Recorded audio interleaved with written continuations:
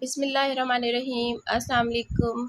Welcome है आपको के फूड्स के किचन में। और आज मैं एक बार फिर ठंडी ठंडी और मीठी मीठी रेसिपी के साथ हाजिर हूँ। तो आज यहाँ मैं बनाने वाली हूँ ब्रोकन ग्लास जेली पुडिंग की रेसिपी। तो ठंडी ठंडी और मीठी मीठी ये रेसिपी सबको बहुत ही पसंद आएगी और ख़ास तौर पर बच्चों के लिए बहुत ज़्यादा फेवरेट होने वाली है। तो गर्मियों की गरम गरम दोपहरों में गर्म खाने के बाद कुछ ठंडा खाने को मन चाहे तो बस ये वाली स्पेशल रेसिपी ज़रूर ट्राई कीजिएगा। आसान भी है और बहुत ही टेस्टी भी। तो रिक्वेस्ट करूँगी कि वीडियो को लाइक जरूर कर लीजिएगा। चैनल पर अगर आप पहली बार आए हैं तो सब्सक्राइब भी कर लीजिएगा और बेल आइकन को भी लाजमी क्लिक कर लीजिएगा। और अगर आप पहले से के फूड्स के सब्सक्राइबर हैं तो मैं बहुत ज़्यादा आपकी शुक्रगुजार हूँ। तो यहाँ पे मैंने ले ली हैं 2 डिफरेंट जेली, जिसमें ग्रीन और रेड जेली है, एक मिक्स फ्रूट और एक इसमें है बनाना फ्लेवर। तो आप 3 भी ले सकते हैं, जो कलर आपको पसंद हो आप इसमें शामिल कर सकते हैं। तो अब यहाँ पे जेली को जमा लेंगे, जिसके लिए मैंने यहाँ पे 1 कप पानी ले लिया है। पानी को गर्म होने देंगे और अब इसमें शामिल कर लेंगे जेली का पाउडर।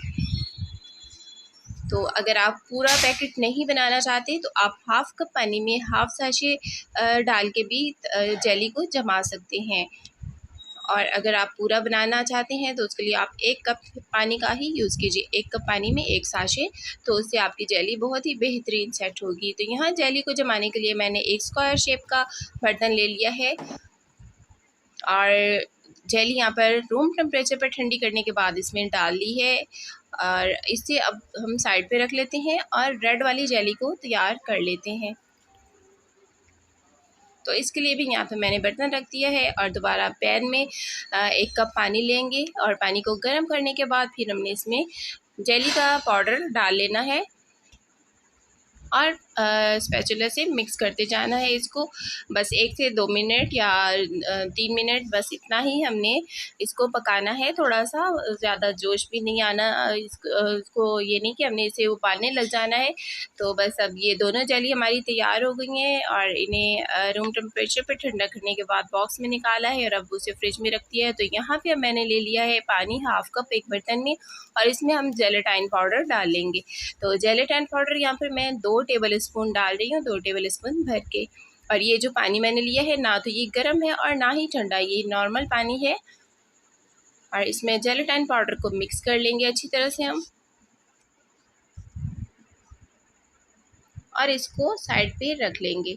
और अब यहाँ पे हम कटिंग कर लेते हैं फ्रूट्स की, जिसमें मेरे पास 2 आड़ू हैं और 2 आम। तो येलो जेली की कमी जो है यहाँ पर ये फ्रूट्स पूरी करेंगे और इनका टेस्ट जो है वो जेली में बहुत ही ज़बरदस्त, बहुत ही रिफ़्रेशिंग टेस्ट आएगा इसका, बहुत ही अच्छी लगेगी ये टेस्ट से। तो फ्रूट्स की यहाँ पे मैंने कर लिए हैं क्यूब छोटे छोटे, दोनों चारों को मैंने काट लिया है और इधर जेलेटाइन पाउडर भी सेट हो चुका है। तो अब यहाँ पे ले लेना है हाफ़ कप दूध और इसमें हमने शामिल कर लेना है 2 चम्मच कॉर्नफ्लोर के। तो कॉर्नफ्लोर क्योंकि जो है इस पुडिंग में डाला जाता है कंडेंस्ड मिल्क, जो कि मैं यहाँ पे नहीं डाल रही, और क्रीम भी डाली जाती है, वो भी मैं नहीं डाल रही। तो उसकी जगह यहाँ पे मैं कॉर्नफ्लोर का इस्तेमाल कर रही हूँ जेली को थिक करने के लिए। तो अच्छा, अब यहाँ पे ले लिया है मैंने 2 कप दूध। 2 कप से थोड़ा सा ही ये ज़्यादा है।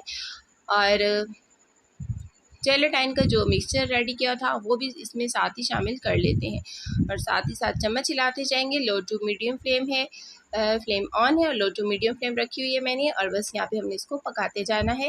और 1-2 मिनट के बाद मैंने इसमें चीनी डाल दी है। चीनी हस्बे ज़ायक़ा ले लीजिए, मैंने तकरीबन 1 कप से कुछ कम डाली है।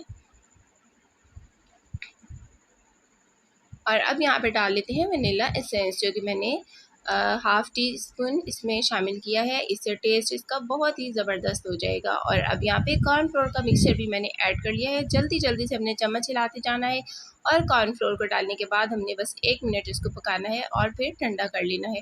तो यहाँ पे बॉक्स जिसमें हमने पुडिंग जमानी है उसको तैयार कर लेते हैं। इसमें मैंने हल्का सा ऑयल डाल लिया है और इसे ग्रीस कर लेंगे ताकि बाद में जेली को निकलने में कोई दिक्कत ना हो और आराम से हमारी जेली बॉक्स के अंदर से बाहर आ जाए। तो यहाँ पे ग्रीन और रेड जेली भी सेट हो चुकी है। नाइफ की हेल्प से हम इसको क्यूब्स के कट लगा लेंगे क्यूब्स की शक्ल में।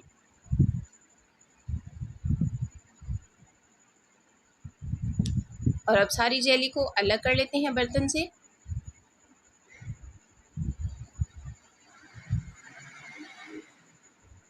और जिस बॉक्स में हमने जेली या पुडिंग जमानी है उसके अंदर ये दोनों जेली लाल और सब्ज़ वाली इसमें शामिल कर देते हैं। बहुत ही खूबसूरत लग रहे हैं कलर इसके। यहाँ पे कटे हुए फ्रूट्स भी मैंने इसमें डाल दिए हैं।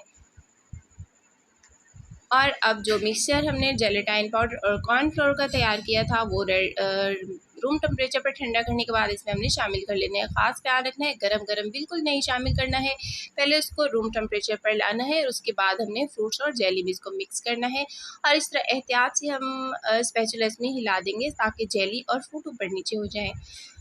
तो जी 24 घंटे फ्रिज में रखने के बाद ओवरनाइट मैंने इसको फ्रिज में रखा है और यहाँ पे ये जेली बिल्कुल अब तैयार है खाने के लिए, सर्व करने के लिए। तो इससे बर्तन से निकाल लेते हैं। वाओ, बहुत ही ज़बरदस्त जेली हमारी तैयार हो गई है, बेहतरीन सी सेट हो गई है। और ये देखिए बहुत ही ज़बरदस्त मज़े की ये तैयार हुई है, ठंडी ठंडी बहुत ही अच्छी। और इसमें वैसे ओरिजिनल जो रेसिपी होती है उसमें कंडेंस्ड मिल्क भी डाला जाता है और क्रीम भी डाली जाती है, लेकिन मैंने वो दोनों चीज़ें नहीं डाली हैं। आप इस तरह से भी बना सकते हैं, आप अपने बजट के अंदर रह के भी इसको बना सकते हैं, बजट फ्रेंडली। अगर आप रेसिपी को रखना चाहते हैं तो कोई दिक्कत नहीं, आप कंडेंस्ड मिल्क और इसमें क्रीम के बगैर भी कॉर्नफ्लोर यूज़ करके आप इसको बना सकते हैं। तो मज़ेदार से हमारी ये जेली पुडिंग हो गई है, ब्रोकन ग्लास जेली पुडिंग तैयार हो गई है। और बच्चों की तो बहुत ही ज़्यादा फेवरेट है क्योंकि जेली है इसमें सारी, और इसमें जो फ्रूट का टेस्ट है वो बहुत ही शानदार लग रहा है, बहुत ही रिफ़्रेशिंग इसका टेस्ट बना है। और ठंडी ठहार सी ये जेली गर्मियों में तो वैसे ही खाने का बहुत मज़ा आएगा।